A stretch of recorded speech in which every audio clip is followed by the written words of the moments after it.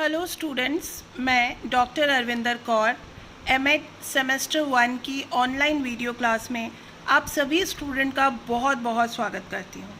Dear students, जैसा कि आप जानते हैं कि पिछले कई क्लासेस में हम यूनिट 1 और यूनिट 2 को कवर कर रहे थे। आपको अच्छी तरीके से पता है कि आप मेरे साथ research method in education part 1 की पढ़ाई कर रहे हो और research method in education part 1 में हम यूनिट 2 को कवर कर रहे हैं। यूनिट 2 में हमने ऑलरेडी प्लानिंग रिसर्च स्टडी को कवर कर लिया है और पिछले 2-3 वीडियो में हमने hypothesis, importance of hypothesis, characteristics of hypothesis और फॉर्मूलेशन एंड फॉर्म्स को ऑलरेडी पढ़ लिया है। डियर स्टूडेंट, हमारा आज का टॉपिक है प्रिपरेशन ऑफ रिसर्च प्रपोजल। जैसा कि पिछली क्लास में मैंने आपको बताया था कि रिसर्च प्रपोजल बहुत ही इम्पॉर्टेंट एस्पेक्ट है जब भी हम रिसर्च मेथड्स की बात करते हैं, क्योंकि जब भी हम कोई रिसर्च करते हैं तो रिसर्च प्रपोजल उसका पहला पार्ट होता है, पहला स्टेज होता है, जिसके बाद हमारी रिसर्च कंडक्शन की शुरुआत होती है। इसके बाद ही हम अपनी रिसर्च की शुरुआत करते हैं। तो रिसर्च प्रपोजल, मैंने आपको पहले भी क्लास में बताया था कि रिसर्च प्रपोजल, हम जो रिसर्च करेंगे उस पूरे रिसर्च का डिज़ाइन एक तरह की समरी है और रिसर्च प्रपोजल के बाद ही ये तय होता है कि इस पर्टिकुलर टॉपिक पे या इस मुद्दे पर रिसर्च की जा सकती है या नहीं। तो डियर स्टूडेंट, आइए हम आज की टॉपिक को स्टार्ट करते हैं और आज का हमारा टॉपिक है preparation of research proposal. Preparation of research proposal में मैं आज आपको बताऊंगी कि फ्रेमवर्क ऑफ रिसर्च प्रपोजल क्या होता है। उससे पहले सबसे पहले मैं आपको बताऊंगी कि एग्जैक्टली रिसर्च प्रपोजल क्या होता है, रिसर्च प्रपोजल की ज़रूरत क्यों है, और सबसे बड़ी बात कि फ्रेमवर्क ऑफ रिसर्च प्रपोजल क्या होता है, रिसर्च प्रपोजल कैसे बनता है और रिसर्च प्रपोजल कैसे बनाया जाए, इसकी क्या स्ट्रैटेजीज़ है। तो चलिए हम आज का वीडियो स्टार्ट करते हैं, preparation of research proposal. Dear student, जैसा कि मैंने आपको बताया कि सबसे पहले हम ये जानने की कोशिश करते हैं कि रिसर्च प्रपोजल क्या है। What is research proposal? A research proposal is a concise and coherent summary of your proposed research.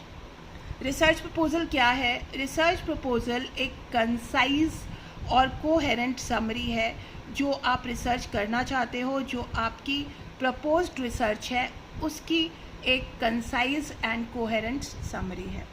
कहने का मतलब ये है कि जो हमारा शोध होता है, जिस विषय पे हमने शोध करना है, शोध प्रस्ताव क्या है? शोध प्रस्ताव उसके प्रस्तावित अनुसंधान का संक्षिप्त, बहुत ही संक्षिप्त यानी कि बहुत ही कंसाइज्ड और सुसंगत सारांश है, कोहेरेंट समरी है, स्टेप वाइज किया हुआ बिल्कुल कन्फाइंड समरी है, जिसको देख करके, जिसको पढ़ करके ये पर्टिकुलरली समझ में आ जाता है कि किस विषय पे शोध किया जाएगा, किस विषय पे रिसर्च की जाएगी, उसके पैरामीटर्स क्या होंगे, उसका डिज़ाइन क्या होगा और वो किस प्रकार से की जाएगी, उसका मोड ऑफ स्ट्रक्चर क्या होगा। ये सारी चीज़ें हमें रिसर्च प्रपोजल में पता चलती हैं।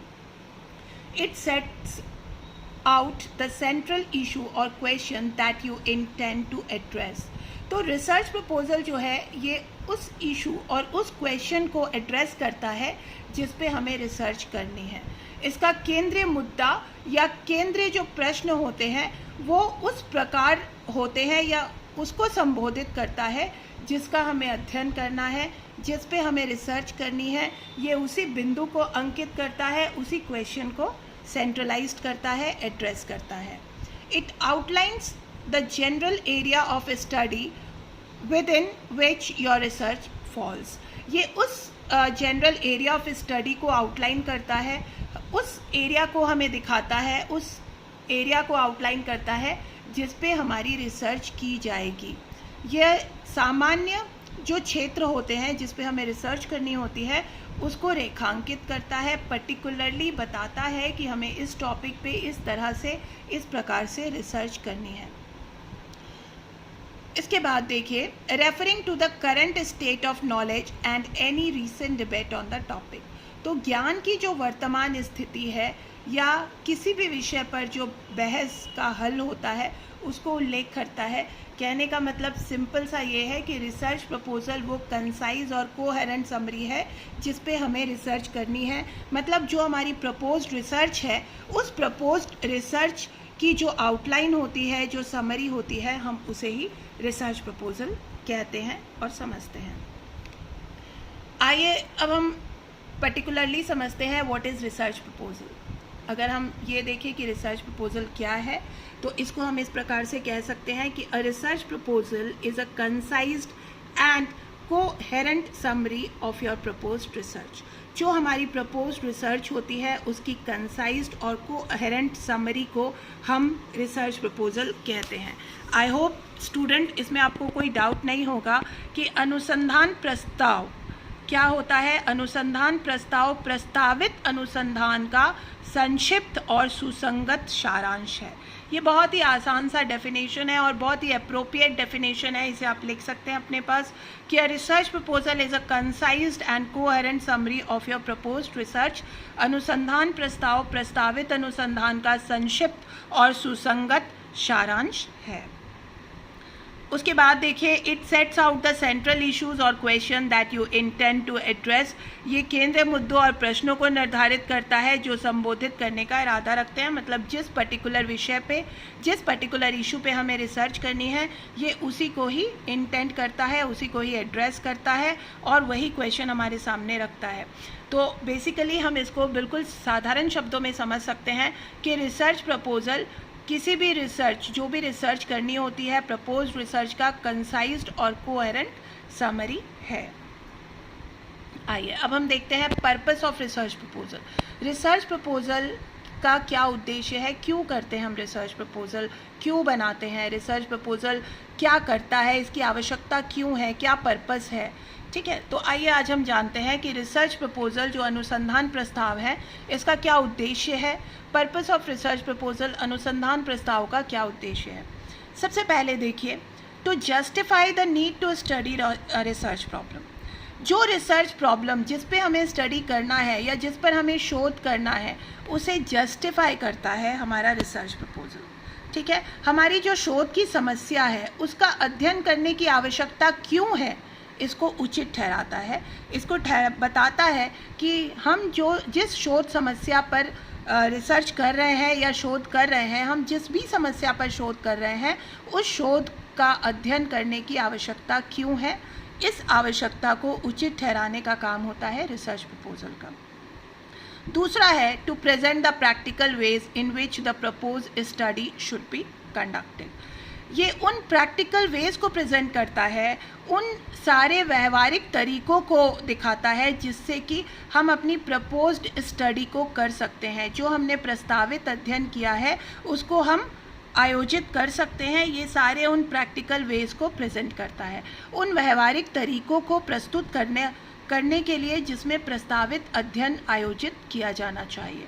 इसीलिए रिसर्च प्रपोजल की ज़रूरत है। रिसर्च प्रपोजल का पर्पस यही होता है कि वो हमें वो प्रैक्टिकल वेज दिखाए, वो प्रैक्टिकल तरीके जिसके द्वारा हम अपनी प्रपोज्ड स्टडी कंडक्ट कर सकते हैं। नेक्स्ट जो पर्पस होता है वो ये है, they must provide persuasive evidence that a need exist for the proposed study. तो ये जो है ये उन बातों को पुख्ता सबूत देता है जो कि हमारे प्रस्तावित अध्ययन के लिए एक ज़रूरत है। इसका मतलब ये है कि हमें वो प्रॉपर एविडेंस देता है। रिसर्च प्रपोजल जो होता है वो हमें परसुएसिव एविडेंस देता है जिसकी ज़रूरत है हमारी प्रपोज स्टडी में। मतलब हम वो सारे एविडेंस देते हैं कि क्यों इस स्टडी को करने की ज़रूरत है, उसके हम सबूत देते हैं, उसके एविडेंस देते हैं।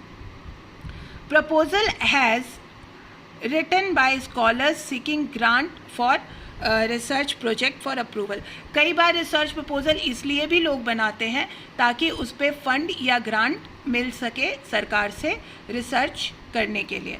तो कई ऐसे रिसर्च करनी होती है, कई बार ऐसे रिसर्च को भी कंडक्ट करना पड़ता है जिसके लिए सरकार से फंड की आवश्यकता होती है, अनुदान की आवश्यकता होती है। तो वो अनुदान लेने के लिए, सरकार से फंड लेने के लिए भी एक रिसर्च प्रपोजल बनाया जा सकता है। तो कई बार इसका पर्पस ये भी हो सकता है कि जो रिसर्च की जाए उसका फंड सरकार से लिया जा सके। और कई बार रिसर्च प्रपोज़ल का या रिसर्च प्रोजेक्ट का ये भी उद्देश्य होता है ताकि रिसर्च करने की अनुमति ली जा सके, written for approval of research project, ताकि हम जो रिसर्च करना चाहते हैं उसकी अनुमति ले सकें। जो भी हमारी कंसर्निंग अथॉरिटी है उससे हम रिसर्च करने की अनुमति ले सके, इसके लिए भी रिसर्च प्रपोज़ल बनाया जाता है। आइए अब हम ये देखते हैं कि रिसर्च प्रपोज़ल का फ्रेमवर्क क्या होना चाहिए, मतलब हम किस प्रकार से रिसर्च प्रपोज़ल बनाएंगे। रिसर्च प्रपोज़ल में हमें इन चीज़ों का ध्यान रखना बहुत ज़रूरी है। डियर स्टूडेंट, आप ध्यान से देखिए, रिसर्च प्रपोज़ल में सबसे पहले हमारे पास होता है टेंटेटिव टाइटल होता है जिस टाइटल पे, जिस टॉपिक पे आप रिसर्च करना चाहते हैं। Your title should be clear indication of your proposed research. जो प्रपोज्ड रिसर्च है आपकी, उसका जो टाइटल है सबसे पहले शीर्षक होता है। आप अपने शीर्षक को अपने प्रस्तावित अनुसंधान के दृष्टिकोण से आप उसे स्पष्ट अंकित करें। स्पष्ट संकेत देना रिसर्च प्रपोज़ल का पहला फ्रेमवर्क में ये सबसे इम्पॉर्टेंट है कि आपका टाइटल जो है वो बिल्कुल क्लियर होना चाहिए, बिल्कुल स्पष्ट होना चाहिए। दूसरा, उस रिसर्च से संबंधित जो भी बैकग्राउंड है आपका, जो भी रैशनल है, वो सब इसमें शामिल होना चाहिए, जिसमें रिसर्च का क्वेश्चन हो, रिसर्च की प्रॉब्लम हो और उसका कंप्लीट इंट्रोडक्शन हो, उसमें उसके ऑब्जेक्टिव्स हों। ये सारी चीज़ें आपके बैकग्राउंड और रैशनल में होनी चाहिए। तीसरा जो पॉइंट होता है वो होता है रिसर्च क्वेश्चन, मतलब शोध का प्रश्न। पहले भी मैं आपको रिसर्च क्वेश्चन के बारे में बता चुकी हूँ, लेकिन हम जब रिसर्च प्रपोज़ल बनाते हैं तो हमें इस बात का ध्यान रखना बहुत ज़रूरी है कि हमारा रिसर्च क्वेश्चन उसमें क्लियरली इंडिकेटेड हो, रिसर्च प्रॉब्लम प्रॉपरली लिखी गई हो और ये ज़रूर बताया गया हो कि उस प्रॉब्लम का सिग्निफिकेंस क्या है, हम उस पर क्यों रिसर्च करना चाहते हैं।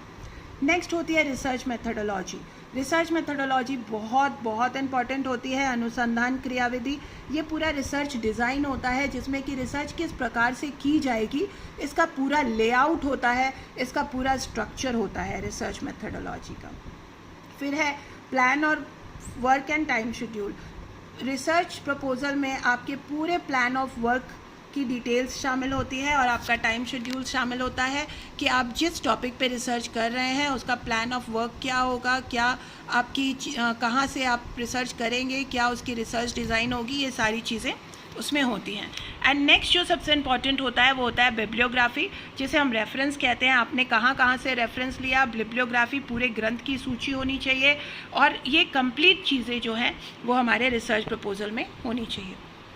आइए मैं आपको एक स्ट्रैटेजी बताती हूँ जिसके द्वारा रिसर्च प्रपोज़ल लिखना आपके लिए बहुत ही आसान हो जाएगा।